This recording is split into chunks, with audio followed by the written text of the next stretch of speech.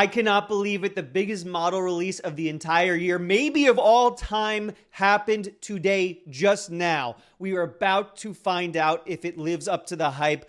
Claude Fable 5, aka Claude Mythos. That's right, Anthropic has released Claude Mythos 5. It is the safe version of Claude Mythos, and as you can see here, it not only wins every single AI benchmark ever made, it dominates every AI benchmark ever made. But are benchmarks real? Is it as good as all the benchmarks you see here? Because a lot of time benchmarks are a little fake. We're about to find out. For those who don't remember, Claude Mythos was the model that Anthropic announced a few months ago, but they said, hey, you normies, you can't use it, a little too dangerous for you. You get your hands on this, the entire world is ending. It is available in all Claude platforms, so you can use it in Claude Code CLI, in the desktop version, as well as in the chat and in Cowork. I'm going to show you how to set it up in a second, show you how to get more out of it. We're about to go through the keys of Claude Fable, so how you treat it different than Opus. So before we get into actually using the model, here's how you need to think differently about Claude Fable 5. Before you ask yourself, is Claude doing the work right? You tell Claude Code to do something, you tell Claude to do something, and then you go and you check to see if it did the right thing. You test it. Now it's different. This is a subtle shift in mentality. Now you are saying, is Claude doing the right work? You can now be confident Claude is building things the right way. It's not building buggy code. Now you just need to make sure it's doing the right work. How do you do that? Well, through loops. And I'm going to go through loops in a second. This has been the talk of the town for the past week. I'll show you how to use loops using a few different methods inside Claude Code in just a second as well. This basically gives Claude the ability to work autonomously nonstop, right? For days and days and days on end. We'll go through that very shortly. So here are the 3 tips Anthropic gave when it came to using Fable 5. Treat Claude like a thought partner. This is quite literally super intelligence. And what people were doing before with Claude was they'd begin work and they'd say, okay, Claude, do this next, do this next, do this next. Not anymore. Now you need to treat it as an equal collaborator on what you're building. So before you build something, you need to go, hey, what are your thoughts on this? How would you change this? How would you do it different? How would you approach this?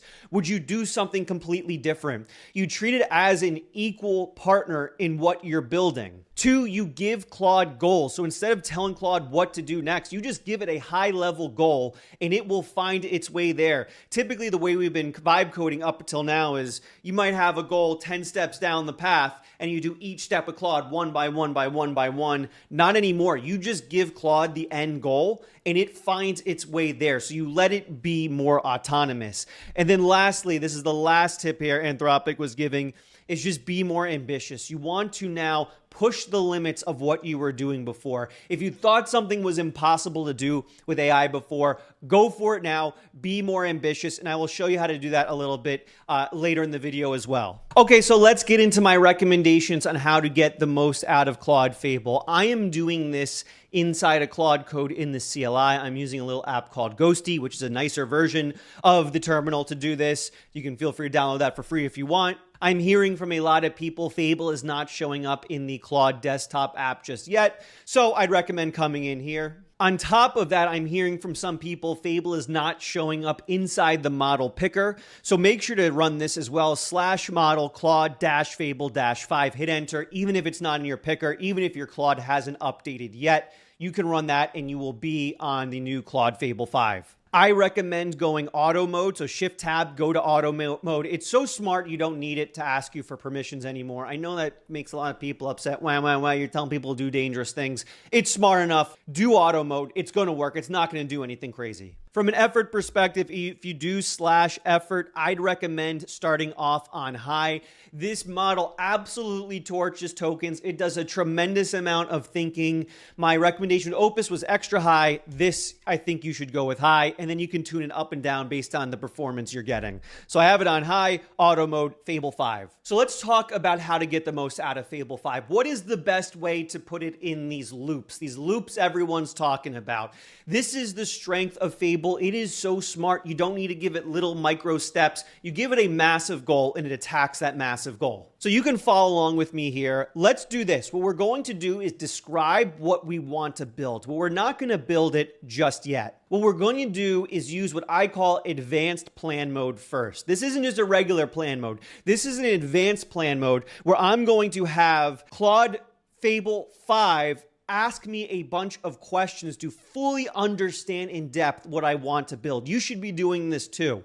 Once we have this advanced plan mode built out, then we will give it a goal, which is the big loop it runs in to build this huge idea. So what we're going to build today is a personal productivity app. This is everything. This is your to-do list, Kanban board, calendar, note-taking app, like your Notion on top of that.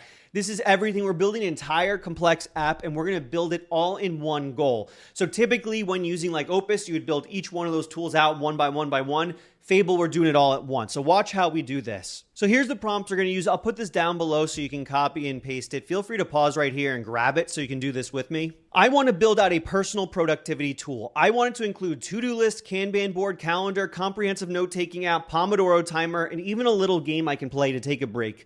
Before building anything, please ask me any questions you have on this idea so we can build a fully fleshed out app. I'm going to hit enter, and it is going to first start asking me any questions it has to develop this idea.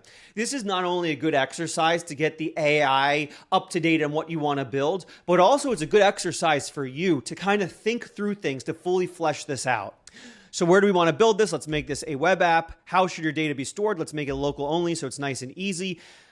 How connected should the features be to each other? Definitely deeply integrated. What kind of break game sounds fun? Let's do a classic arcade game. I like that. And now it fully fleshes out and we're going to submit our answers. Now it's doing more thinking and now it has even more questions for us. Typical plan mode, just a few questions, then it builds. Here we're asking to ask as many questions as it needs to get this working. What visual style do you want? Clean and minimal, playful and colorful, retro terminal. I kind of like the idea of playful and colorful. Let's do that. How powerful should the note taking be? Let's do a daily journal style. What should the calendar handle? Definitely tasks and events. And anything special for the Pomodoro timer, let's attach it to tasks, as well as stats and streaks. I like that as well. And then let's hit submit, and we'll submit answers there. All right, look at this. It gave me an entire massive command to build this out. Let's do this. We're going to copy and paste this. It has everything in it. And then what we're going to do is /goal and then paste that in and hit enter. And then now what it's going to do is put it in a loop to build out this entire thing. So what's technically going to happen here is now the agent will go start building this app out and every once in a while check back in, okay, is it accomplishing the goal we gave it? Has it hit the goal in the success criteria in our prompt? This is going to ensure it does not stop working until the success criteria is met of what's inside the prompt. And because we did the advanced plan mode, it has a really comprehensive view into what we actually want built. That's the key to doing any of these advanced tasks is the AI, no offense to you guys. I mean, you're really smart because you watch my channel, but the AI at this point, probably smarter. So you should lean on it to do any sort of thinking and planning. Right? You giving it a command to do something advanced, it probably can command itself to do that advanced thing better. So you want to say, hey, how would you do this? What's the best way to do this? Can you plan this out for me? All right, looks like it is all done. It is built, verified, and running, and named it Fable. I think maybe Anthropic might be feeling themselves a little bit because the model's named Fable, and it's now naming all the apps it builds Fable. Let's take a look at this. Let's see how it's looking. So I'm going to be honest. I think the UI is a little ugly, but to be honest, I also answered the question to make it colorful and playful. So I guess it is very colorful and playful. Let's see what we got. It looks like it has absolutely everything in it. So let's do a quick task. Edit the Fable 5 video, hit enter on that. Boom, it's on your plate. That's very, very nice looking. Let's check out the calendar, full calendar. Let's give it an event right now. Check video performance. We'll give it tomorrow. We'll give it a date for Thursday. We'll give it a color, add the event. Boom, there. This is a fully working calendar. Let's see, is there a week view? Week view can add the task there and the calendar invites there. Love that. Notes. full note-taking section, feeling great about Fable. There, boom, goes into the past entries. That's very nice. Pomodoro timer. Let's start our Pomodoro timer. Okay, the focus. Look, it's got streaks. It's got everything. It's got a full tracker of how many times you use the Pomodoro timer. Let's check out the arcade. All right, it is a snake game. That's a good-looking snake game. Makes the snake longer when I eat the strawberries. I don't know if the strawberries, a little dig at OpenAI there, but there we go. Let's see what happens when we die. Is it going to there? Boom. Adds our score. Kanban board. There's our task. Can we click and drag it? It did everything. It built absolutely everything we asked for. 0 bugs.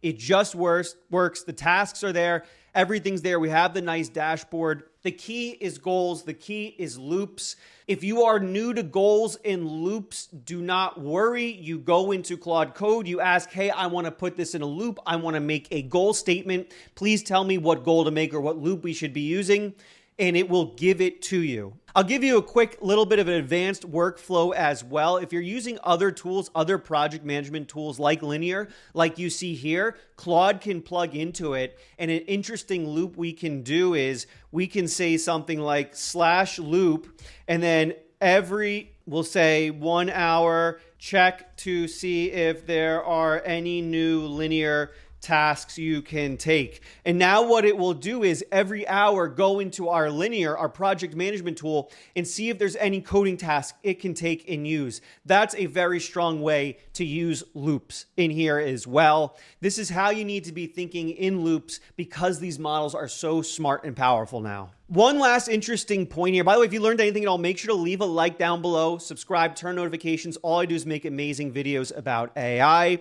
One last thing I want to talk about real quick is this is only available in subscriptions for the next 2 weeks. On June 22nd, they take it out of the subscriptions and you have to pay via API. It is double the price as Opus. It's actually a fraction of the price of ChatGPT 5.5 Pro, but it is double the price of Opus.